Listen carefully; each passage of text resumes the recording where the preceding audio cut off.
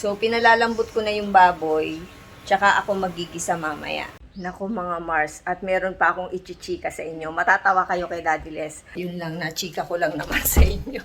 Kasi kakatuwa lang. Dun, ang daming pwedeng pagkabitan, doon pa naisip ni Daddy Les na ikabit.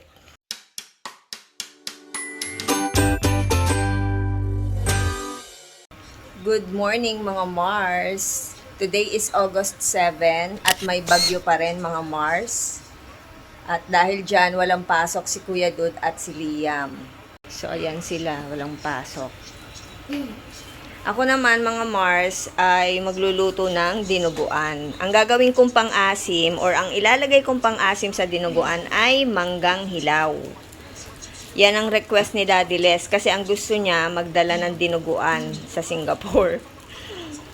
Parang na-miss niya kasi yung timpla ng dinuguan na ang pang-asim ay mangga.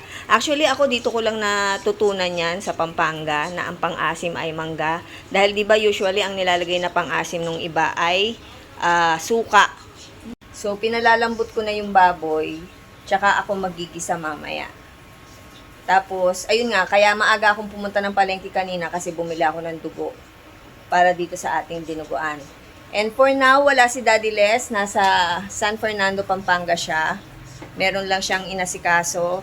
So, mamaya pag uwi niya, ayan, baka luto na tong ating dinuguan. Eto nga pala mga Mars, yung nabili namin kahapon sa SM Supermarket. Kung naalala ninyo, di ba, nag-grocery kami. So, yung nakakahon na yan yung mga dadalhin ni Daddy sa Singapore. Mga kung anik-anik, puro pagkain yan. Tapos, bumili na rin siya ng mga sabon-sabon, shampoo, or mga dio. Kasi medyo mura dito eh. So, anyway, ayan naman yung mga kutkutin ng mga bata. Kasi alam niyo naman, malayo ang tindahan dito sa amin. So, ayan, ganyan ako nag-i-stock ng mga kutkutin. Halo-halo na yan, biscuit, cupcake, pansit canton, kung ano-ano. May candy pa nga, may cup noodles. Tapos ito naman yung uwi-uwi sa aking coffee ni Daddy Les. Ayan, Old Town Coffee, talagang my all-time favorite. Ayan, ito masarap tong hazelnut. And isa din to sa paborito kong flavor ng Old Town Coffee, itong less sugar.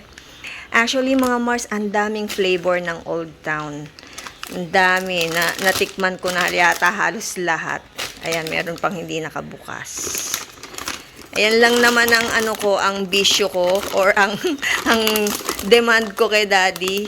Coffee lang naman. Tapos, ayan, meron ding, laksa noodles. Kung anik-anik. May mga chocolate nandun sa ref. Tapos, si Kuya Dud naman, ang gusto niyang dinadala ni Daddy, yung ganito. Ewan ko kung familiar kayo. Bakwa. Yan. Ang lasa nito, mga Mars, para siyang tusino na naka-repack siya ng ganyan maliliit. Basta masarap siya. Medyo pricey lang din yung ganyan. Pero masarap na kutkutin. Snack. So, ito yung ating laksa. Tapos, ito naman, request ni Kuya Dud. Paboritong-paborito niya ang buldak. Tapos, ito, isa rin to sa masarap mga Mars. Itong pork floss. Actually, dalawang flavor to. Yung isa na buksan na namin. And gusto ko rin magpasalamat kay Daddy dahil binigyan niya ako or sinet up niya itong aking computer. Ayan. Diba? Bongga. Binilan niya ako ng ganito. Itong pinaka-stand. Kasi nung una, nag-improvise lang ako. Gumawa lang ako ng patungan. Tapos, pinagtatawanan niya ako kasi sabi niya, bakit ganyan? Delikado yung ginawa mong patungan. So, habang nandito siya, nag-order siya ng ganito. Yung pinaka-stand. Ayan, o. Kasi pagka work from home, mga Mars, dapat talaga dalawa yung iyong gamit na screen. Tapos, ayan, laptop. Mas magandang gamitin mong pinaka-primary is yung laptop. Kasi para sakali na gusto mong umalis sa ibang lugar ka, pupunta ka sa ibang lugar, at least pwede mong dalhin yung laptop kesa yung desktop. So, anyway, Ayan, meron din tayo ditong keyboard. Kasi, syempre, para hindi ka na mahirapang mag-type-type dyan, di ba? Mahirap abutin. So, ito, nakakonect to, naka-bluetooth tong ating keyboard na umiilaw, kumukuti-kutitap, mga Mars. I love it. Tapos, binila niya rin ako ng ganito. Yung pinaka UPS ng laptop. Para sakaling mawala ng kuryente, hindi siya kaagad shutdown. Tapos, actually, meron din kaming UPS para sa internet. So, anyway, itong aking desk, ayan, nilagyan niya yan ng ilaw, mga Mars. Buksan natin, ha, pakita ko sa inyo. Ewan ko ba dito kay Daddy Les. Kasi itong ilaw na to, ginagamit ko to pag gusto kong magsayaw-sayaw ba, tapos parang disco type. Yan! Oh, diba? Say mo dyan, day. Oh, paano ka pa aantukin yan pag nagtatrabaho ka, diba?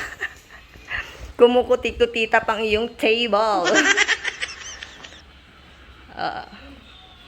Yan, ewan ko kay Daddy Les. Kasi sabi niya, kaysa naman itapon mo, hindi ko na rin daw kasi ginagamit yung lights. So, sabi niya, sayang naman kung mai-stock up lang. Naisip niyang ikabit dyan sa table. Oo nga naman. Para kung sakaling nag-work, diba, hindi ka aantukin. Diba? Ang saya ng kulay. I love it. Naku mga Mars. At meron pa akong ichichika sa inyo. Matatawa kayo kay Daddy Les. Alam nyo ba, parang ang tagal na. Every time na uuwi siya, hindi na siya sanay ng hindi na siya sanay maligo ng malamig ang tubig. So, ang nangyayari, pagka maliligo siya, noon pa, pag umuwi siya dito sa Pinas, gusto niya mag-init ng tubig. So, ang nangyari, para umikli na ang istorya, ang nangyari, bumili siya ng shower or ng heater. Bumili siya ng heater kasi nga, hindi niya kayang maligo ng malamig ang tubig. Lalo pa, dumating siya ngayon, umuwi siya, panahon ng tag-ulan. So, ayan mga Mars, tumawag kami ng magkakabit, bumili siya ng shower. Kasi nga, hindi niya na daw kayang maligo ng malamig ang tubig. Nakakaloka, diba? So, yun lang, nachika ko lang naman sa inyo. Pang magalit sa akin si Daddy Les, binisto ko siya. So, ayun, ituloy ko na muna yung aking niluluto, mga Mars! O, diba? Tinanggal ko na, in-off ko na yung ilaw. Pinakita ko lang sa inyo kasi kakatuwa lang. Doon, ang daming pwedeng pagkabitan, doon pa naisip ni Daddy Les na ikabit. So mga Mars, ayan na yung ating dinuguan. Luto na. Nilagyan ko yan ng sandamakmak na siling pare or siling haba. Pero hindi ko siya hiniwa kasi nagbibigay aroma din yung yung siling haba. Tapos pag ininit mo yan, syempre kumakatas na yung anghang niya. Yung sipa ng anghang niya. So, ayan. Ay, ang sarap! So, ayan ang ating dinuguan sa mangga. Tinanggal ko na yung mga buto. Kanina, nung pinalalambot ko yan, kasama tong mga buto ng mangga. So, dahil malambot na siya, ayan, tinanggal ko na. O, diba? Ay, naku! Mga Mars! Ang sarap ni Tay! Tikman natin. So, ito na mga Mars, umuusok-usok pa siya. Mainit. Sarap. Ang asim. Ang asim! Asim kilig, mga Mars. Ang sarap. Lasang-lasa yung mangga. Yung asim niya, tamang-tama lang yung alat. Tapos may kick ng konting anghang dahil dun sa sili. Panalo mga Mars. Magluto na rin kayo ng dinuguan. Ang sarap! Kakaloka! Sarap ko talaga magluto, no? Andito na si Daddy Les. Ayan, bumili siya ng ng ink ng printer namin.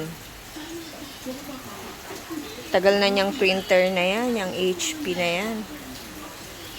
Binila na dati ng ng ink, di ba di? Dati. Parang may pandemic pa yata yan nung binili. Yung printer na yan. Ang mahal lang kasi ng ano yun, ng pinaka-ink niya. Ayan, mukhang gumana. Tiyaga ni Daddy Les kalikot.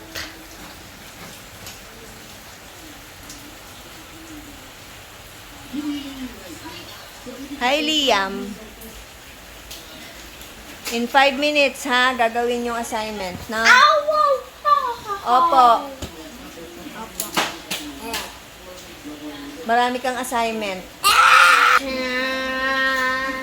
Liam! Marami kang assignment kasi walang klase today. May ano kayo, blank paper. Blank paper. Ayan, yan. Pwede na yan, di. Nandito eh. Ha? Anong madumi? Yung sampayan namin nandun, oh. Blank paper. Kasi hindi ka pwede magsampay sa labas. Umuulan na yun. May blank paper kayo. Meron. Ayun. Wow, galing. Diba? Nakapagpa-photocopy na si Daddy Les ng kanyang ID. Yan, papunta na tayo ng Pasig. Dito. Ayun, no? Ber and Rhea. Meron tayong ihaw-ihaw. Ayan, mga